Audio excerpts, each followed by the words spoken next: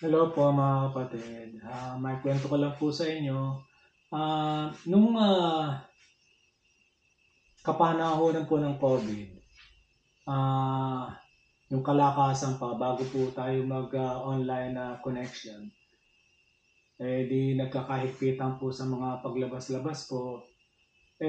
Nagkaano na po ako yun. Matagal na po kasi ako naggugulay po eh. So, naisip ko, ah, gusto ko magkaroon ako ng, parang gusto ko magkaroon ng COVID para masubukan ko yung sarili kong kakayanin ng katawan ko. So, nasabi ko nga kay Sis Caroline po yun, no, na gusto kong maranasan. Although, medyo nakakatakot po kasi yung mga nababalita, napapalabas sa TV, talagang namamatay po, at saka kalakasan po ng COVID noong time na yun. Hindi ko naman masabi kung nagkaroon ako kasi um, every time na mag-check ako ng test para sa COVID, lagi po naman negative.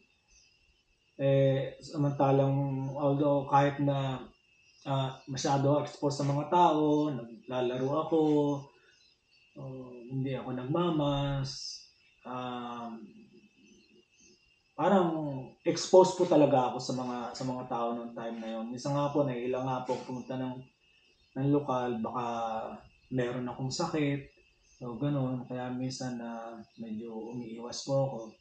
Um, pero hindi ko po malaman kung nagkaroon ako ng COVID kasi every time nga po na-checkin ko, lagi ako negative.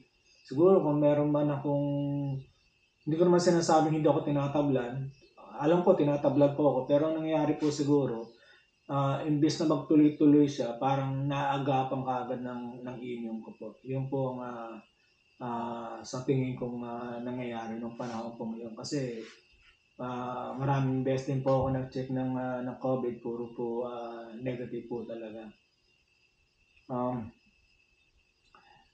Ito pong last week, nung bago po itong last week na ito, magkwento ko lang po sa inyo, ang routine po ng tulog ko, halos sa weekday, ang pinakamahaba na sa akin siguro mga 4 na oras ang tulog ko po. Pero may kadalasan 3 oras lang kasi nga po maaga ako nagsisimula sa trabaho, minsan 1 o'clock, pero usually 2 o'clock ang simula ko. So, nung last Wednesday, umatid po ako ng prayer meeting, tapos siyempre pagdating dito mga 11, di naman po kaagad makakatulog. Siguro gumising po ako niyo mga bandang mag-aalas 2 po. So, approximate po siguro mga less than 2 hours po yung tulog ko, o kulang-kulang po ng 2 hours or less than. So, pagkatapos po nyo, nagtrabaho ako. Doon sa pagtatrabaho ko, nakaramdam po ako ng stress. Sabi ko, hindi ako na-stress po sa trabaho talaga eh. Matagal na. Simula po nung nag-juicing ako ng 2016, sinasabi ko nga po lagi, lagi ko nga po nakikukwento na before noon, lagi masakit ang ulo ko, lagi akong may sakit, may sinisipon, madaling sipunin, at saka yung ilang beses din po ako naka-encounter na parang ma-heart attack po ako. Isa nga po, maahawit na lang po ng kanta ng MCGI para medyo kumalma yung ko habang nagmamaneho. Marami pong beses na nangyari nung nakatira po kami sa East Coast. Kaya po nag-change din po ako ng diet ko kasi sa mga relatives ko, halos lahat ng pinamatay, either na heart attack, diabetic, cancer, yung mga talagang regular na common na mga sakit po talaga. So, kaya noong 2016, nag-change po ako, nag-decide ako na mag-reducing ako. Since then, hindi ko na talaga matandaan kung kailan yung huling sakit ng ulo ko after nung ginawa ko po yun. At hindi rin po ako nagkakaroon na ng sipon simula not until nung last week. Itong last week na ito, nung Friday, Saturday, Sunday, hindi ko maintindihan kung bakit yung sipon ko parang gripo, hindi humihinto. Lagi akong may sipon for the first time po. Hindi ko alam kung may gamot gamot sa akin pinainom, hindi ko po alam. Anyway, so yung nangyari po na last week, konti lang po yung tulog ko. Kulang-kulang mga 2 oras. So naglaro po ako, nagtrabaho po ako, tapos yung nakaramdam po ako ng stress, which is hindi normal sa akin na makaramdam ng stress, especially kapag nasa tamang diet po ako. Naisip ko, yung diet ko talaga nung last week, siguro for more than almost 3 weeks na, yung diet ko talaga hindi po talaga maganda dahil napapakain po ako ng maraming mga processed food at saka ng mga ibang pagkain, which is napapabayaan kong kumain ng gulay, which is hardly na kumakain ako ng gulay. Although kumakain pa rin ako ng prutas, pero yung gulay, less na talaga. Siguro once a week na lang po talaga. Minsan, inaabot ng pagkabulok yung gulay na nabibili ko.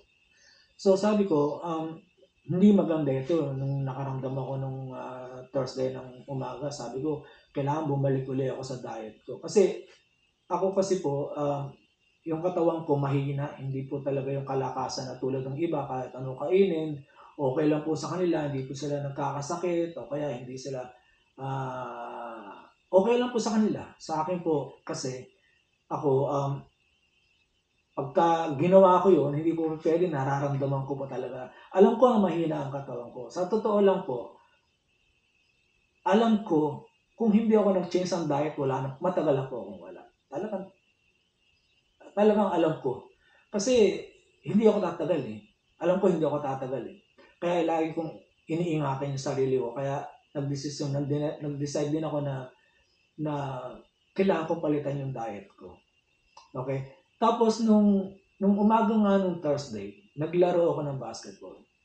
Naka-stress ako. Sabi ko, kailangan makapag-stress relief naman ako. Maglaro ako, mag-exercise ako. So, nakalaro ako ng isang game. Pagkatapos ng isang game, nakaupo ako. So, nagpapahinga ako ganyan. Maglalaro pa sa ako ng second game. Nung nakaupo ako, yun na po yung pinakahuli ko natatandaan. Nakaupo ako. Ngayon, may nakakita po sa akin, isang player po doon, na nakahiga daw ako, tapos parang nagsisisir po ako, nanginginig. So, nilapitan po ako, tinanong, tapos nung inangat po ako, inupo akong ganon, edi naglapitan na po sila. Inupo akong ganon, hindi raw tumitigil hanggang sa maya-maya, tumigil daw. Tapos tinignan nila yung pulso ko, wala na akong pulso. So, nagsimula sila CPR.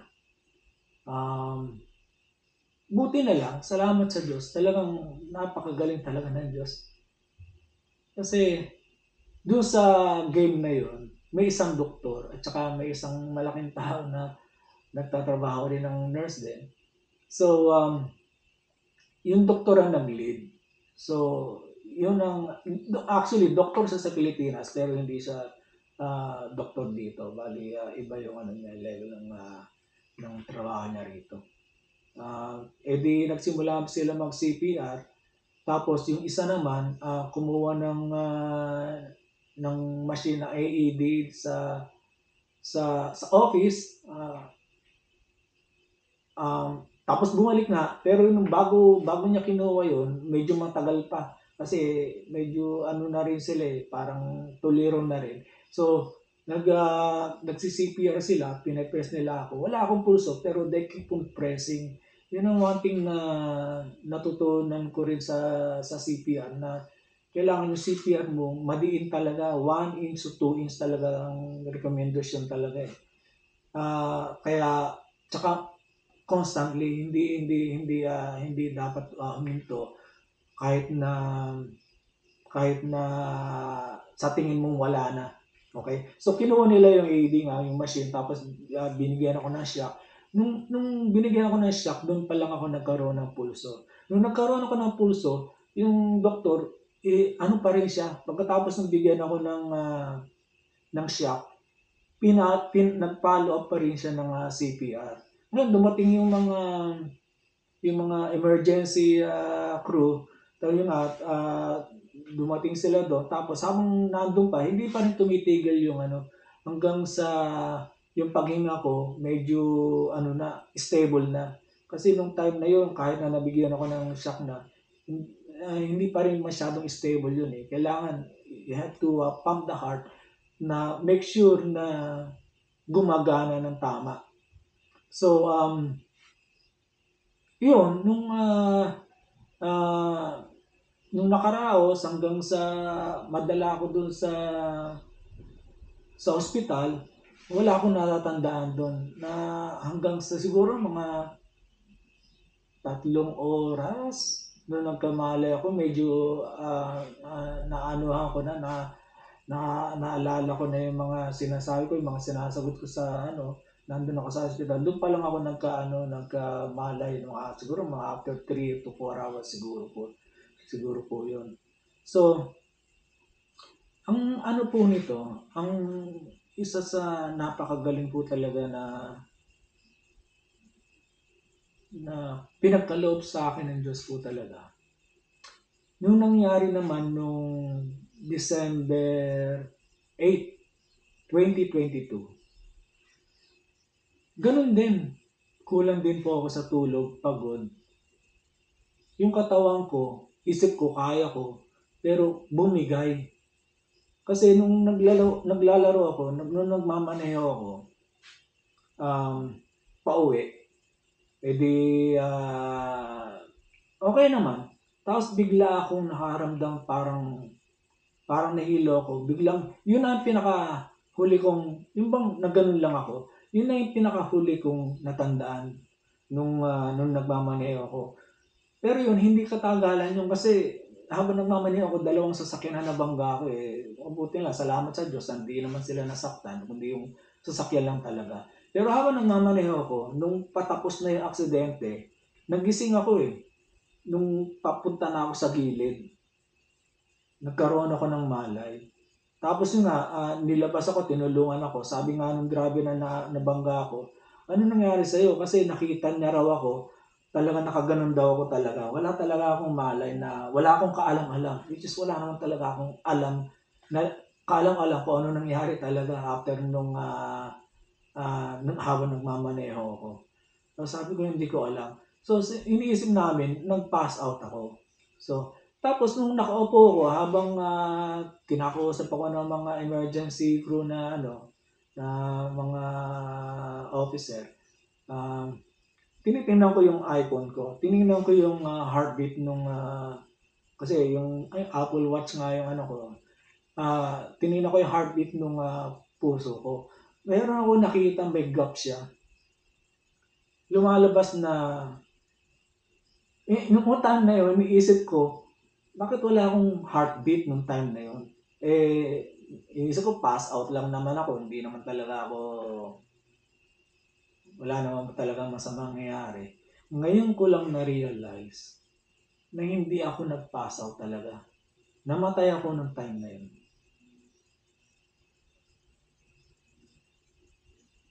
Kasi parehong-pareho nung nangyari sa akin ng last Thursday at saka yung nangyari ng time ng December 8, 2022 na pagod ako, ang diet ko hindi maganda. Ako yung diet ko nagguguli ako pero up and down. Meron akong goal sa sarili ko na sana one day sana maging 100% ako na gulay at prutas. Pero hindi ko magawa yun. Kasi mahirap talaga eh. Mahirap talaga. Pero nung time na yun, nung December 8, 2022, sabi ko kailangan ko bumalik ulit sa gulay. Kailangan ko pagsikapan ulit na ingatan ko yung sarili ko na ayoko muna magkakain ng masasama sa akin. So okay, good na naman ako yun. Eto na naman lately, ganun din. Yung diet ko rin, hindi rin maganda.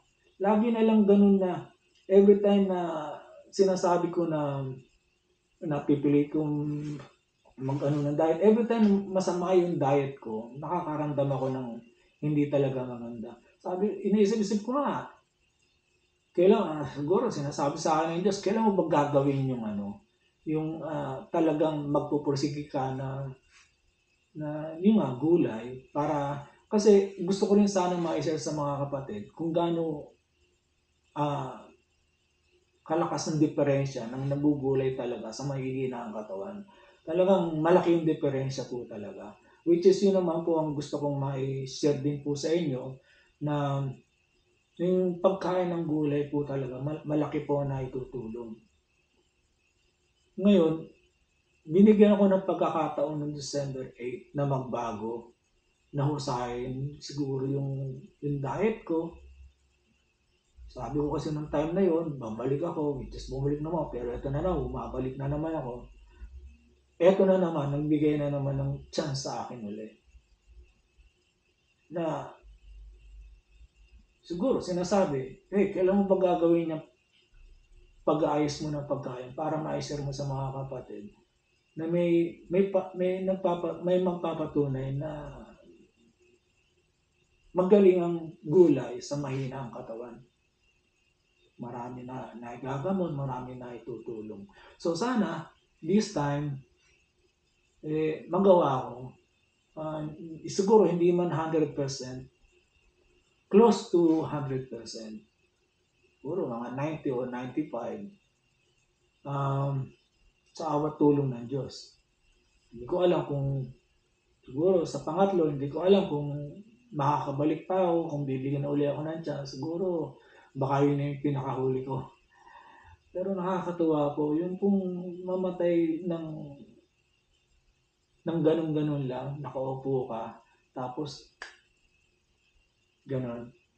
Nakakatuwa po kasi wala akong naramdaman. Salamat sa Diyos at binigyan uli ako ng pagkakataon. Yun po ang nangyari po sa akin noong last week. Ito nga po pala yung video. Tapos itong sinabi ko ngayon ito, ipapalabas ko po yung, pakikita ko po sa yung video. Medyo, baka may mga bata po, kaya merong hindi po medyo sensitive po. Huwag nyo na lang po panoorin. Ang natutunan ko po sa video nito habang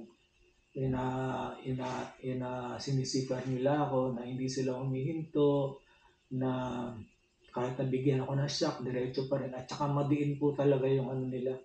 Madiin yung pressure ng doktor talaga. Siguro may mga almost 2 inch po talaga yun. Siyempre, hindi naman tayo worry na ma-break yung bone. Marami na nasisiraan ng bone. Okay lang po yun kasi patay na eh. Hindi ka na naman masuso kung magsuman yung family, hindi sila nananalo talaga. Kasi nag-take din po ako ng na CPR class po eh. Wala naman po nasuso sa mga ganun. So, yun po, panoorin niyo po at maiksi lang naman po ito. Pasensya na po kung medyo napahaba po ang mga sinabi ko. Salamat po sa Diyos. Maraming salamat. Na-accident ako noong December 8, 2022. Nung habang nagmamaneho ako, nung nawalan ako ng malay, tapos nga po, pabalik ako nung nagkamalay ako nung patigil na. Kaya naman po ako nagkamalay yun. Ang alam ko po, dahil doon sa pagkabangga ko doon sa isang sasakyan, siguro napalakas po talaga yung bangga ko. Kasi nagkamalay po ako eh. Kaya pala nung after 1 or 2 days po, masakit po yung yung dibdib ko. Isip ko, saan ko nakuha yung sakit ng dibdib ko? Yung nga po pala naka-seatbelt ako. So siguro nung nawalan ako nung namatay ako, parang nabigyan ako ng shock sa dibdib ko. Parang bumalik yung routine nung heart ko po. Parang ganun. Pero definitely, wala po ako ng pulse nung time na yun, nung may aksidente po talaga ako. Wala po. Kasi nagtataka nga po ako dun sa apps na ko. Sabi ko, bakit may putol yung yung gaps nung heartbeat ko. Bakit parang wala akong pulso nung time na yun. So, hindi ko naman po iniisip na namatay ako. Alam ko, nag-pass out lang po ako. Ngayon ko lang po na-realize po talaga na salamat sa Diyos at sa pangalawang pagkakataon po uli, binigyan niya po uli ako ng pagkakataon. Yun po. Salamat po sa Diyos. Wala tayong ano. Ano yan na po?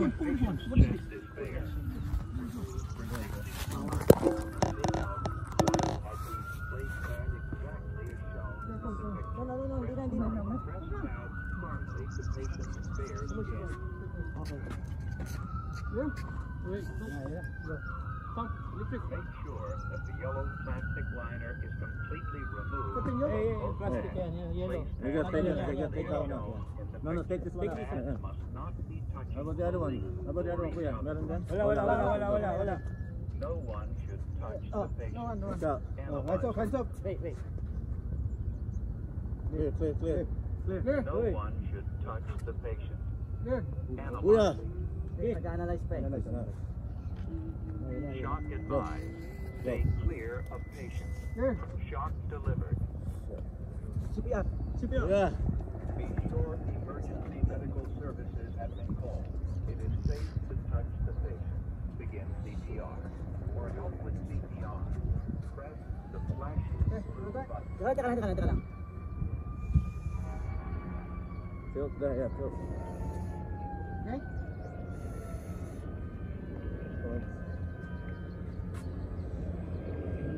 They're here. Somebody saw it. Yes, sir. Hey, go ahead. Continue CPR. 1 minute, 30 seconds until analysis.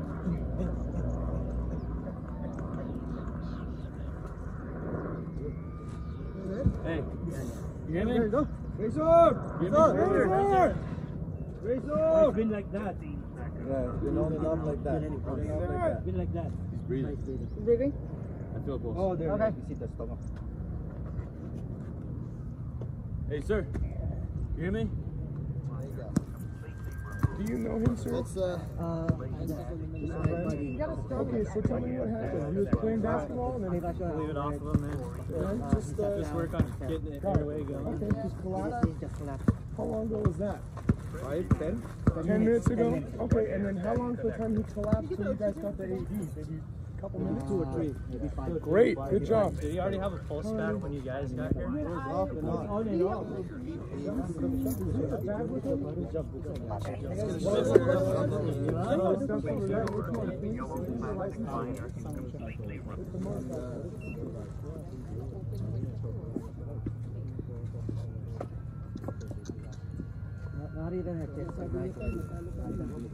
What's that? Will we assess? Do you need any license for the chest, no pulse, carotid? Yeah, that thing wouldn't have let you shock him if he didn't need a shock. Yeah. If it, He yeah. analyzed.